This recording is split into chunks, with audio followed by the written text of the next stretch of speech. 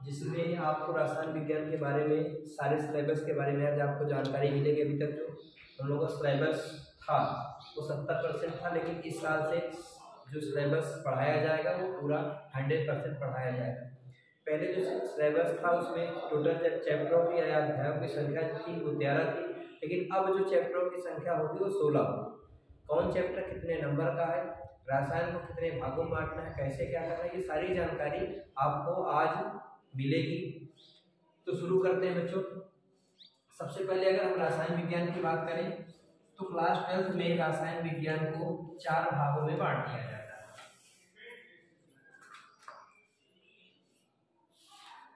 पहला आपका है भौतिक रसायन, जिसको हम लोग इंग्लिश में बोलते हैं फिजिकल केमिस्ट्री, भौतिक रसायन। दूसरा आपका आता है अकार्बनिक रसायन,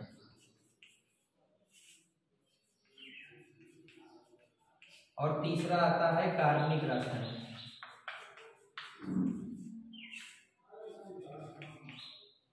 कार्बनिक रसायन। और चौथा आपका आता है जीव रसायन, बायोकेमिस्ट्री, जीव रसायन। ये इतने चैप्टर हैं। ये 4 भागों में रसायन विज्ञान को बांटा गया है। पहला आपका भौतिक रसायन, दूसरा अकार्बनिक रसायन, तीसरा कार्बनिक रसायन, चौथा जीव रसायन या बायोकेमिस्ट्री। ये अब भौतिक रसायन हमको क्या क्या पढ़ना है ये समझ लीजिए। तो सबसे पहला चैप्टर आपका ठोस अवस्था। पहले अभी तक ये चैप्टर 5 नंबर का हुआ करता था, ठोस अवस्था, लेकिन इस बार ये चैप्टर हो गया कितने नंबर का, 3 नंबर। ठीक। ठोस अवस्था के बाद दूसरा चैप्टर आपका आता है विलयन। अभी तक ये चैप्टर था 7 नंबर का, लेकिन इस साल से चैप्टर हो जाएगा आपका 5 नंबर। इसके बाद तीसरा चैप्टर आपका आता है वैद्युत रसायन। ये चैप्टर आपका है कितने नंबर का, 5 नंबर का। ठीक। इसके बाद चौथा चैप्टर आपका आता है रासायनिक बलगतिकी।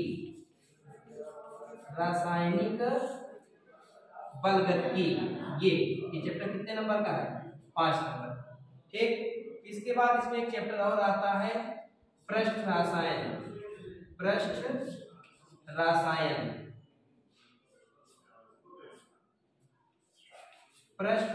ये भी चैप्टर आपको कितने का है, 5 नंबर। तो कहने का मतलब ये जो चैप्टरों की संख्या है, अभी तक भौतिक विज्ञान में, भौतिक रसायन में 5 चैप्टर आपको पढ़ना है। ठोस अवस्था पढ़ना है, विलयन पढ़ना है, वैद्युत रसायन पढ़ना, रासायनिक बलगतिकी पढ़ना है, पृष्ठ रसायन पढ़ना है। ठोस अवस्था में ठोस के बारे में पढ़ना है। ठोस के 2 प्रकार होते हैं, एक क्रिस्टलीय ठोस, एक अक्रिस्टलीय ठोस, उसके बारे में पढ़ना है। फिर क्रिस्टलीय ठोस के 4 प्रकार होते हैं, सहसंयोजक क्रिस्टल हो गए, आणविक क्रिस्टल हो गए, आणविक क्रिस्टल हो गए, वैद्युत या आणविक क्रिस्टल हो गए। तो टोटल 4 इसके प्रकार हो गए। और क्रिस्टलीय ठोस के प्रकार हो जाते हैं। फिर में क्या क्या कमियां होती हैं, उनको कैसे उनका अरेंजमेंट किया जाता है, उनकी परमाणु त्रिज्या कैसे ज्ञात की जाती है, संतुलन प्रभाज कैसे ज्ञात किया जाता है, उसमें क्या क्या डिफेक्ट पाए जाते हैं, ठोस के क्या क्या गुण होते हैं, ये सारी चीजें आपको, उसका घनत्व कैसे ज्ञात करना होता है, ये सारी चीजें इसमें ज्ञात करें। फिर 3 टाइप के न्यूमेरिकल आते हैं। इसके बाद अगला चैप्टर आपका है विलयन। विलयन को 2 भागों में बांट दिया जाता है। एक में सांद्रता ज्ञात करने की विधियां हैं और दूसरे में अणुशक्ति गुणधर्म है। तो सांद्रता ज्ञात करने की विधियों में 2 प्रकार होते हैं, भौतिक होता है, रासायनिक होता है। भौतिक तो सामान्य होता है, लेकिन जो रासायनिक आपकी विधि है उसमें आता है मोललता, मोल प्रभाज, नॉर्मलता, मोललता, ये आता है। फिर इसके बाद है उसी से न्यूमेरिकल भी आते हैं। और इसके बाद एक चैप्टर इसमें है अणुशक्ति गुणधर्म ज्ञात करना। अणुशक्ति गुणधर्म 4 प्रकार के होते हैं, परासरण हो गया, परस्पर दाब ज्ञात करना हो गया। इसके बाद आप पठनांक उन्नयन, हिमांक उन्नयन, वास्तव या राउंड का नियम उसी में आ जाता है। ये सारे इसी में नियम और आता है हेनरी ला विलियन वाले। इसके भी न्यूमेरिकल कम से कम 8 से 9 प्रकार के आते हैं, लगभग 9 प्रकार के न्यूमेरिकल इसमें से आते हैं। बहुत आसान होते हैं। 5 के 5 नंबर, अभी तक 7 नंबर का था, लेकिन इस बार ये 5 नंबर का चैप्टर है। पूरे न्यूमेरिकल बहुत आसान होते हैं, आसानी से नंबर भी इसमें मिल जाते हैं। वैद्युत रसायन आता है, इसमें टोटल हमको सेल वगैरह के बारे में पढ़ाना होता है, इलेक्ट्रोकेमिकल सीरीज विद्युत रासायनिक श्रेणी के बारे में पढ़ाना होता है। ये सारी जानकारियां आपको इस चैप्टर में मिलेंगी। केमिकल काइनेटिक रासायनिक बलगतिकी, रासायनिक बलगतिकी जो चैप्टर है इसमें आपको दो चीजें पेज पढ़नी होती है, ऑर्डर पढ़ना होता है, आणविकता पढ़नी होती है।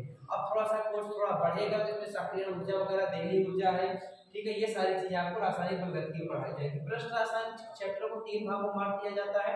एक आपका कोलाइड होगा, दूसरा उत्प्रेरक होगा, तीसरा अधिशोषण सिद्धांत होगा या अधिशोषण होगा। ये चैप्टर को पृष्ठ रसायन वाले, इसी में आपका क्या बोलते हैं ब्राउनी गति आती है, टिंडा प्रभाव वगैरह आता है, इस चैप्टर में आता है। ये काफी इंपॉर्टेंट चीजें होती है। तो ये जितना चैप्टर मैंने बताया 5 चैप्टर भौतिक रसायन के अंतर्गत आते हैं। ये जो चैप्टर आपका है इसके अंतर्गत, और ये जो शाखा है इसके अंतर्गत 5 चैप्टर आते हैं। 5 में से 5 और 20 दिन 23 नंबर के फिजिकल केमिस्ट्री आते हैं। 23 नंबर में ये कंफर्म है कि 12 नंबर के न्यूमेरिकल आते हैं, अशेष थ्योरी आनी होती है। 12 नंबर के न्यूमेरिकल आते हैं, शेष जो भी होती नंबर अंकित प्रश्नों की संख्या बढ़ सकती है लेकिन 12 से कम नंबर आएंगे ही नहीं। और यही एक भाग है जिसमें रसायन विज्ञान में न्यूमेरिकल आते हैं, शेष कहीं पर भी न्यूमेरिकल नहीं आते। यही भाग अगर आप लोग मजबूत कर लेते हैं क्योंकि ये बच्चों का भाग और इसके बाद ये वाला भाग थोड़ा सा वीक होता है। नंबर जो कटने की संभावना होती है वो यहाँ से कटते नंबर या तो यहाँ से कटते हैं, 2 जगह से नंबर कटते हैं। ये थोड़ा आपने मेंटेन कर लिया, मैथ वगैरह आपकी ठीक ठाक रहती है तो न्यूमेरिकल करना बहुत आसान होता है। क्योंकि केमिस्ट्री में जो भी न्यूमेरिकल आते हैं वो फार्मूला बेस्ड पे होते हैं, सीधे आपको न्यूमेरिकल देगा और फार्मूला रहेगा, फार्मूला में आप मान रखिए, तुरंत आंसर निकाल लीजिए। ये होता है भौतिक रसायन। अब इसके बाद अगर हम कार्बनिक रसायन के अंतर्गत चर्चा करते हैं तो इसमें जो चैप्टर आपका आता है, पहला चैप्टर है वो तत्वों का निष्कर्षण, तत्वों का निष्कर्षण। और ये चैप्टर आपका जो आता है ये आता है 4 नंबर। ठीक, अभी तक ये चैप्टर हटा था, इस बार लॉकडाउन में कोरोना की वजह से चैप्टर हटा दिया गया था, लेकिन इस साल इस चैप्टर को ऐड किया जाएगा। और इसमें आप जो पढ़ेंगे, आप क्लास 10th में कॉपर का निष्कर्षण पढ़े होंगे, इसमें कॉपर का निष्कर्षण पढ़ना, एल्युमिनियम का पढ़ना, जिंक का पढ़ना और आयरन का, 4 तत्वों के निष्कर्षण इसमें पढ़ना। 4 में से कोई एक निश्चित है कि 4 में से कोई एक आ जाता है। कॉपर क्लास 10th में आपने पढ़ा है, आयरन, एल्युमिनियम, जिंक, ये 4 है। इन चारों में से कोई एक आपको न्यूमेरिकल मतलब क्या बोलते हैं निष्कर्षण की विधि, पूरी प्रोसेस, जैसे अयस्क किसे कहते हैं, खनिज किसे कहते हैं, अयस्क किसे कहते हैं, उसका भर्जन विस्थापन प्रगलन कैसे करना है। फिर इसके बाद किसी भी अयस्क से शुद्ध धातु प्राप्त करना, किसी भी अयस्क से शुद्ध धातु प्राप्त करना धातु कर्म कहलाता है। तो हमको धातु का निष्कर्षण करना, शुद्ध धातु प्राप्त करना, 4 धातु, 4 में से कोई एक धातु 4 नंबर की आ जाती है। इसके बाद दूसरा चैप्टर इसी में आपका है, दूसरा चैप्टर आपका है तत्वों, नाइट्रोजन है, ऑक्सीजन है, हाइड्रोजन है, अक्रिय गैसें हैं। ये चैप्टर आपका टोटल आ जाता है 7 नंबर। ठीक है, अब 7 नंबर में नाइट्रोजन परिवार वाले में आपका इंपॉर्टेंट क्वेश्चन है, आपका हाइब्रिड अमोनिया का निर्माण करना है। नाइट्रोजन है, अमोनिया प्रयोगशाला में अमोनिया कैसे प्रयोगशाला बनाएंगे, ऑक्सीजन, और फिर इसी में आपका नाइट्रिक एसिड ओस्टवार्ड है और प्लांट है, ये सबसे इंपॉर्टेंट क्वेश्चन इसमें आता है। फिर ऑक्सीजन वाले में ओजोन आता है, ओजोन के बाद सल्फ्यूरिक एसिड वगैरह आ जाता है, ये पढ़ना है आपको। हाइड्रोजन पर डीकल विधि आ जाती है, इसके जो गुण होते हैं, फिजिकल गुण होते हैं, वो सब रासायनिक और भौतिक गुण पढ़ना होता है। अक्रिय गैस थोड़ा आसान होती है, इस वजह से उपयोग आपको पढ़ना होता है।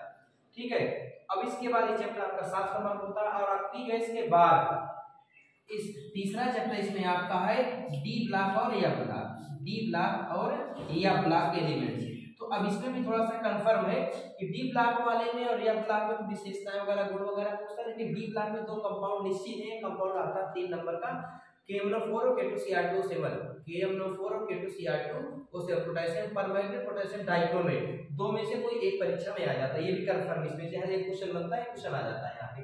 फिर इसके बाद अब चौथा चैप्टर इसी में आता है कोऑर्डिनेशन कंपाउंड, उपसह संयोजक यौगिक। ठीक है, ये आता है और ये चैप्टर आपका 6 नंबर का होता है। इसमें आपको आईपीएससी पढ़नी होती है, इसमें इनऑर्गेनिक आईपीएससी पढ़नी होती है। सबसे पहले इसके शब्दावली टर्मिनोलॉजी पढ़नी होती है, टर्मिनोलॉजी के बाद फिर लिगैंड पढ़ना होता है, लिगैंड के बाद इसका नाम, उसमें सिद्धांत है, बर्नर सिद्धांत, सेंजिबल सिद्धांत, क्रिस्टल फील्ड थ्योरी है। ये सारी चीजें आपको उपसह संयोजक यौगिक में पढ़ना है। और समय होता है आइसोमेरिज्म भी इसमें आती है, और जैविक जो उपसह संयोजक यौगिक के जो जैविक महत्व है वो भी इसी में पढ़ना। चैप्टर आसान है, काफी आसान चैप्टर है और ये पूरा का पूरा नंबर दे के जाता है। ठीक, और ये भी नहीं कि ये चैप्टर नहीं पढ़ेंगे तो ये नहीं है, इसका ऐसा सिस्टम केमिस्ट्री नहीं होता है। और ये केमिस्ट्री वाले जो चैप्टर होते हैं सब में अलग अलग सिस्टम, जैसे ये पढ़ना तो इससे कोई रिलेशन नहीं है। ठीक है, बस ये है कि इसके जो जटिल यौगिक होते हैं वो इसमें आ जाते हैं, तो नामकरण करना होता है। कहीं से भी उठा के कोई भी चैप्टर आप शुरू कर सकते हैं, ये नहीं कि ये नहीं पढ़ेंगे ये नहीं आएगा, ऐसा इसमें कोई सिस्टम नहीं चलता। कोई भी चैप्टर कहीं से शुरू कर दे जो आपको सबसे पहले समझ में आ जाए। इसके बाद आते हैं हम, ये तो हमारा हो गया अकार्बनिक रासायन के अंतर्गत हमारे 4 चैप्टर तत्वों का डिस्कशन है। दूसरा आपका नाइट्रोजन परिवार, ऑक्सीजन परिवार, हाइड्रोजन, अफ्रीक एसिड, 7 नंबर का चैप्टर ये आपका आ जाएगा। डी ब्लॉक और एफ ब्लॉक जो चैप्टर है ये आपका कितने नंबर का, 3 नंबर का। ठीक है, ये आपका टोटल क्या बोलते हैं 4 और 7 11 11 3 14 14 और 6 20 नंबर का ये आ जाएगा। ठीक है, कहीं पर अगर नंबर में थोड़ा सा मिस्टेक हो सही कर लेंगे बाद में। तो ये हो गया। इसके बाद अगला चैप्टर अगला आपकी शाखा कार्बनिक रसायन, ऑर्गेनिक केमिस्ट्री। ऑर्गेनिक केमिस्ट्री में जो पहला चैप्टर आपका आता है वो आता है हैलो एल्केन और हैलो एरीन।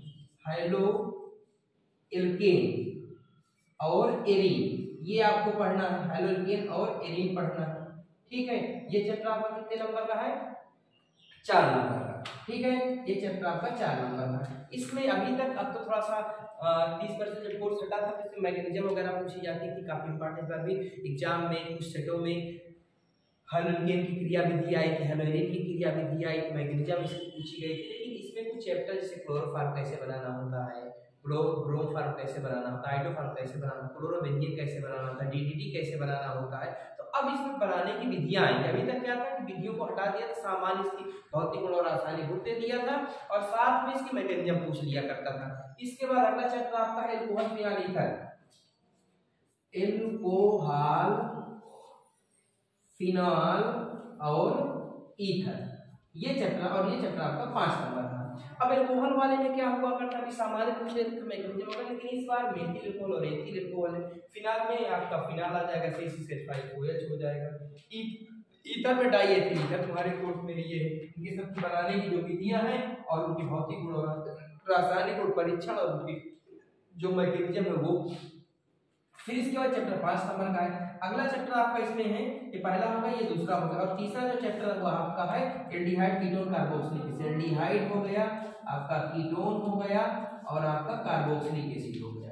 ठीक है, ये आपको पढ़ना है, ये आपका चैप्टर 5 नंबर का हो जाता है एल्डिहाइड कीटोन कार्बोक्सिलिक एसिड। ठीक है, तो एल्डिहाइड कीटोन कार्बोक्सिलिक एसिड में एल्डिहाइड में आपको पढ़ना है फॉर्मेल्डिहाइड, एस्टल्डिहाइड और बेंजल्डिहाइड। कीटोन में आपको पढ़ना है एसीटोन पढ़ना है, एस्टोफिनोन, बेंजोफिनोन पढ़ना है। और कार्बोक्सिलिक एसिड में आपको 3 पढ़ना है, फॉर्मिक एसिड, एस्टिक एसिड और बेंजोइक एसिड, ये आपको पढ़ना है। ठीक है, इसके बाद चौथा चैप्टर है 5 नंबर का।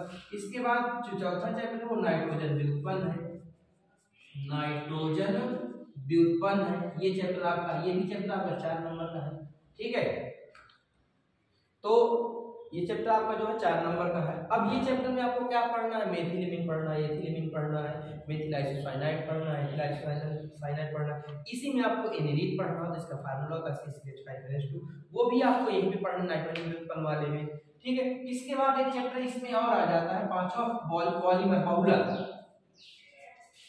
ये बहुलक, इसमें पूरा आपको जितना भी पॉलीमर के बारे में जितना हिस्ट्री, बहुत अच्छा चैप्टर है, बहुत आसान चैप्टर है पॉलीमर।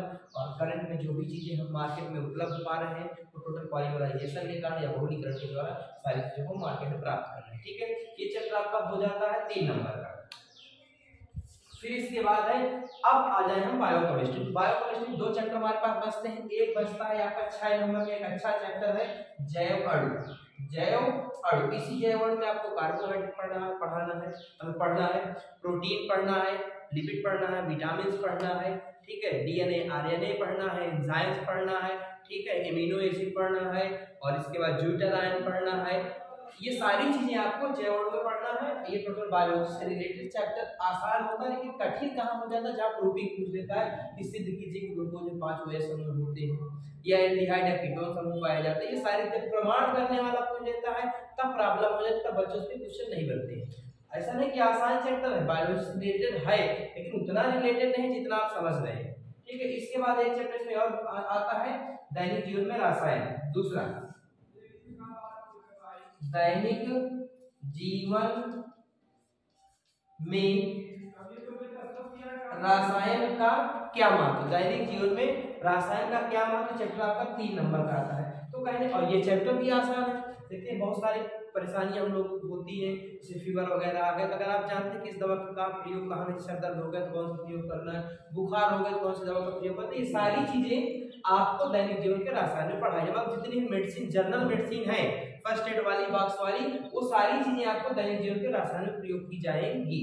जैव मैंने बता दिया। तो अब फाइनली देखते हैं, लास्ट में फिर से देख लेते हैं कि रसायन विज्ञान को, हम रसायन को टोटल इस केमिस्ट्री को, कक्षा 12 की केमिस्ट्री को हम लोग क्या करते हैं, 4 भागों में अगर बांट करके अध्ययन करेंगे तो बहुत आसान हो जाएगा और आसानी से सारी चीजें समझ में आ जाएंगी।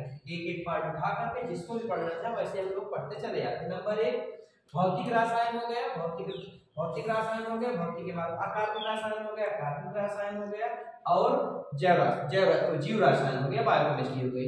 ठीक है, फिजिकल केमिस्ट्री में भौतिक रसायन में 5 चैप्टर आपको पढ़ना है। इसमें न्यूमेरिकल आएगा, अच्छे से न्यूमेरिकल आता है, थ्योरी आती है।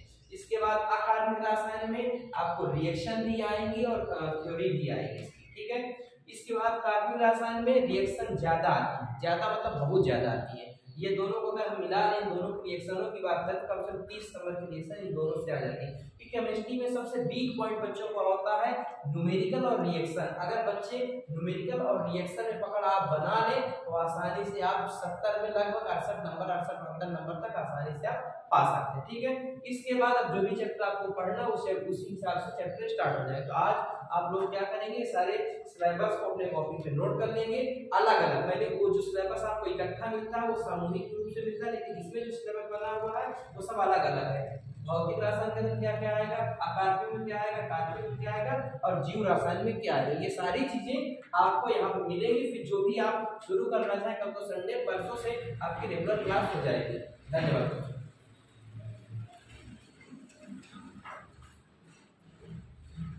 रोके, कहाँ रोके, रोक।